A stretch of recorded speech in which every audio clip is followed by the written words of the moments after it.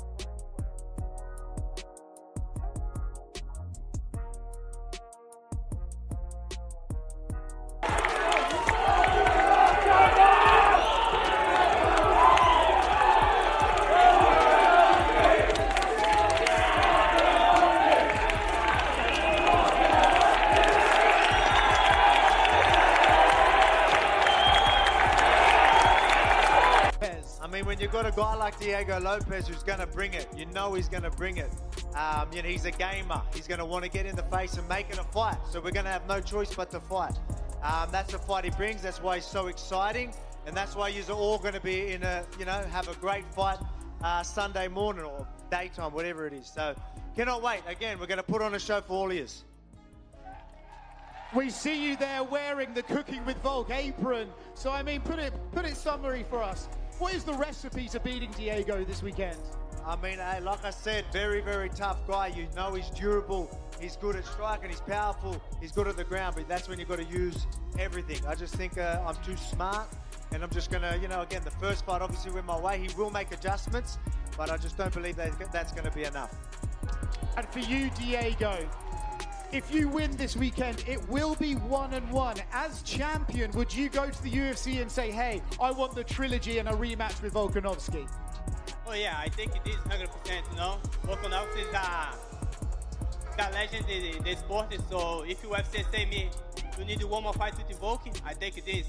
The people know me, I accept the whole fight in my career, it's like I never say no. There's been a lot of talk about retirement. Can you assure all of us fans this will not be your last fight and you've still got a lot left in the tank? That's it, mate. That's it. Like, I know a lot of people saying that, don't know where that come from. Obviously, I've got a tough challenge ahead of me, but I'm going to get my hand raised and then maybe a quick turnaround. Hopefully minimal damage so we can get right back in.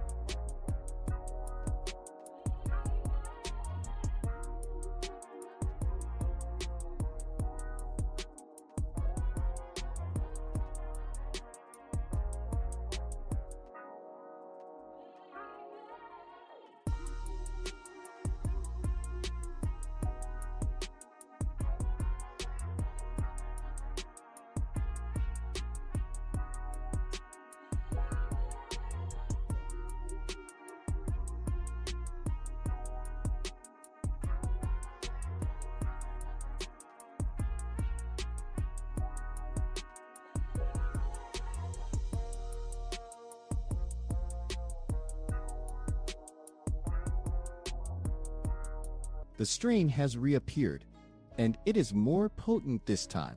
UFC pundits differ. Vessel's peace can yet again curb wild momentum. Diego Lopes and Alexander Volkanovski concerning lingering problems, chiefly for Lopes.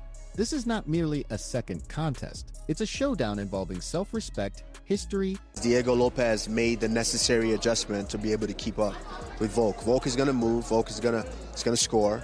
And can Diego Lopes stop him from doing that? I think Diego, he's really focused on trying to just, correct any mistakes that he made on the first time.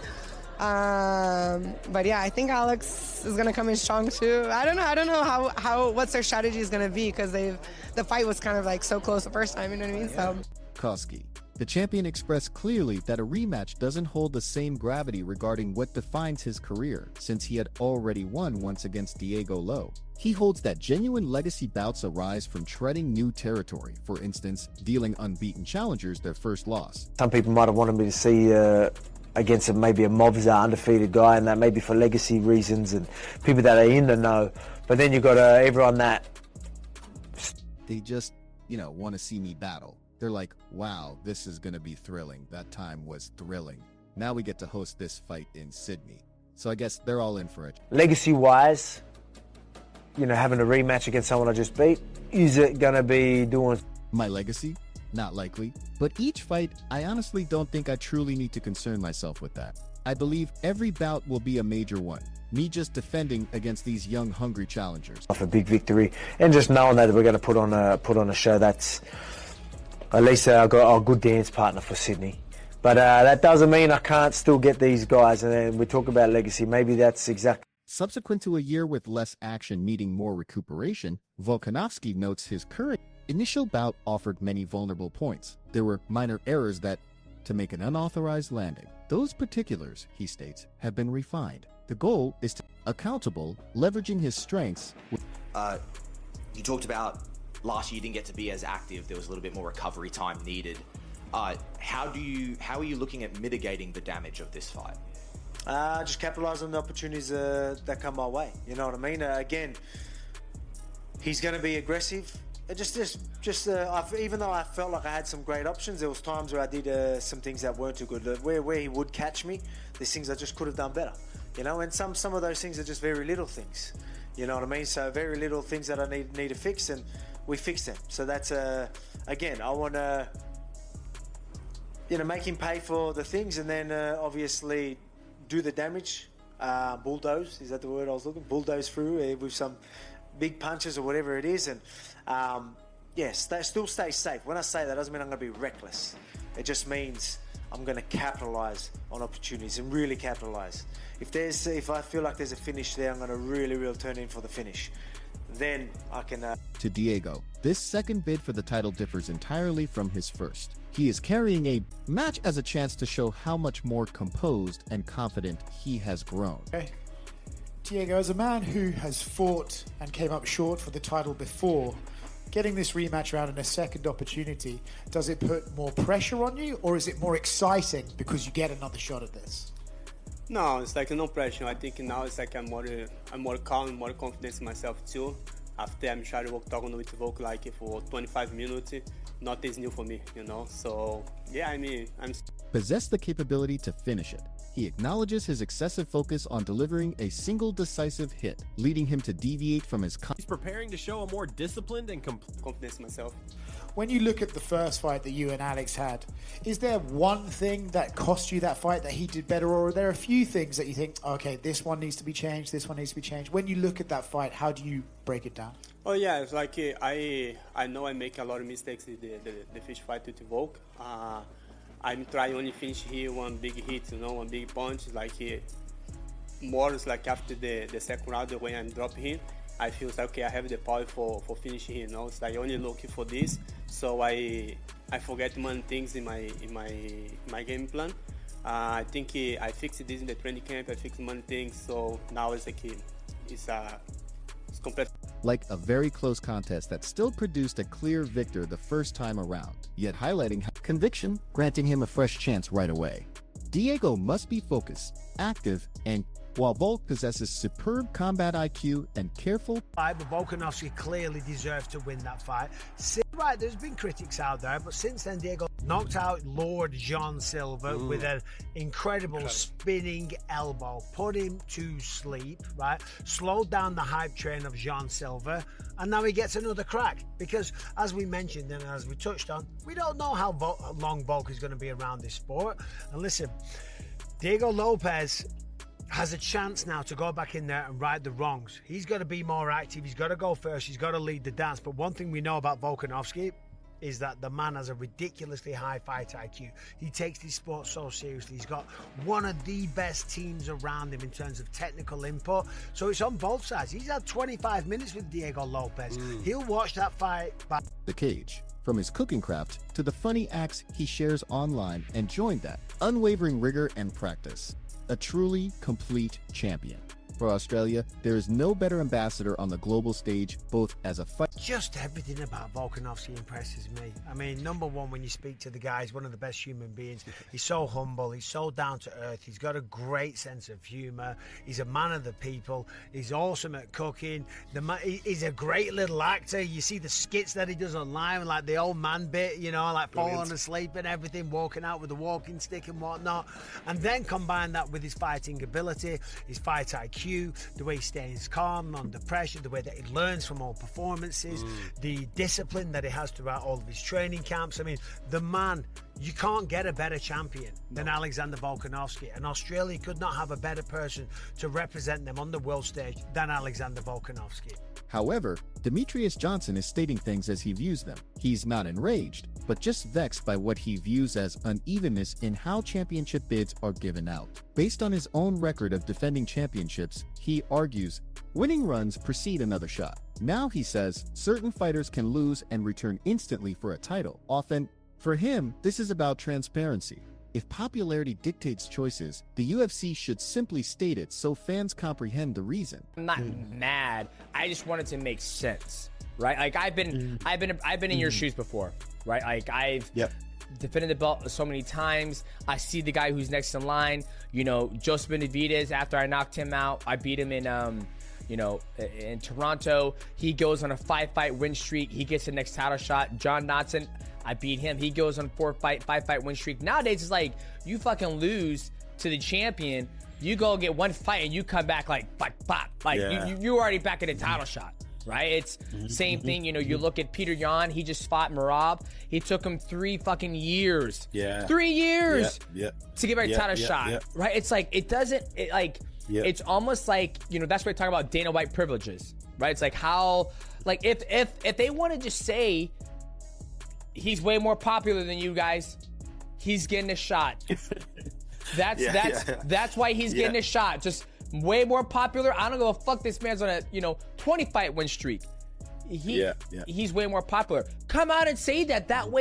MMA expert disapproves of the rematch too, claiming it does little for Volk's legacy, while he admits Love or former champ Aljo forcing him into sequential bouts with Lopes feels like an action that won't benefit Volk's future sport. He views it as a battle that's more about timing and ease than solidifying greatness. Volkanovski Lopes too.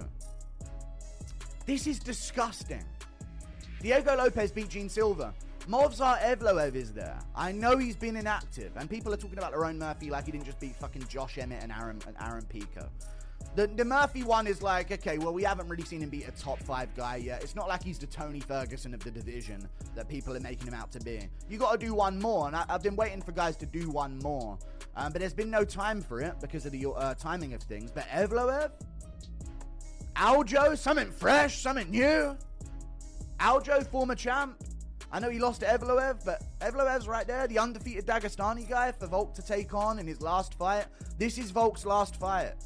And you've just made him fight Lopes back-to-back. This does nothing for his legacy.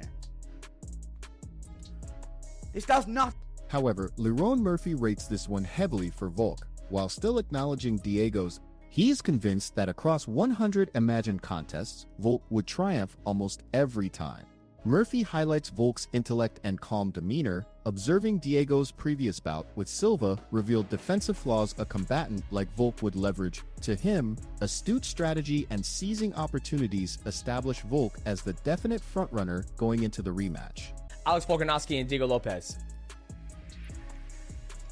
I see it going the same way, to be honest. Obviously, Diego supposedly hits hard. He's got a puncher's chance. Any MMA fight, we know that it's a very dangerous fight. But I think if they fight 100 times, I think Volkanovski wins 95. That's my opinion. I believe Volkanovski comes out of it. He fights a smart fight again. And bro, if you look at Diego's last fight with Silva, he was getting rocked. Oh yeah, he was getting rocked, and he was getting rocked, bro. He was getting rocked, and I think Volkanovski is a very, very, very smart fighter. And if I watch that fight with Silva, I see so many openings in Diego's defense. So many. Having rewatched the initial contest, he provocatively backs Lopes to score the upset, and he doesn't halt there, forecasting a knockout as the finish. It's a bold viewpoint that upends the common tale and brings new depth. And electric, prompting all to rethink the true danger Lopes poses when he's in his prime. Watched that fight actually kind of recently. I think Lopes, let's be provocative and say I think Lopes is going to win. Provocative? Yeah. That's what I should have answered when you said, what is... How does he win, though? Let's be more provocative and say knockout. Jermaine Sterling views the rematch element favoring Diego, highlighting the wear Volk has sustained in recent bouts and observing that one precise strike might prove crucial, yet he concedes he's backing Volk. Factor for the title fight UFC 325 featherweight division Volkanovski Diego Lopes rematch. X Factor? X Factor. I guess that is a rematch. Diego clipped him one time, and we know Volk's chin is not what it used to be, right? So those two knockouts back to back, I really do think it hurt him. And I think if there's an X Factor, it's probably that. Do you favor Diego Lopes because it's a rematch? I do, but I want Volkanovski to win. Why? Because he's an OG. He's an unk. We're unks. Luke Thomas then details the immense challenge of facing Volk. To connect strikes, a foe must apply pressure, display agile footwork, and force him backward, yet failing to manage the cage lets Volk simply evade. Grappling with him proves tough too, as he's both an effective scrambler and an expert wrestler. Leaving opponents nearly without a plan when attempting to concoct could sometimes string together faster sequences to cause errors or boost volume. The larger problem, elusive, hard to grip and virtually uncontrollable, needing to manage the cage just to stand a chance. Even tiny mistakes in placement can become huge openings for him to capitalize on, and Dan Hardy identifies a clear opportunity for Lopes to adapt in the rematch. Having spent, Hardy notes how several opponents misjudged Volk's method, unable to foresee his actions, and Lopes now gets the chance to learn, adjust, and elevate his play. Given that experience, Hardy deems this a key chance to enact important modifications. It's your will be the final victor. Place your guesses inside the comments, and please remember to subscribe to get all the newest fight recaps and info. We aim Polk to retain or Lopes to achieve the upset win.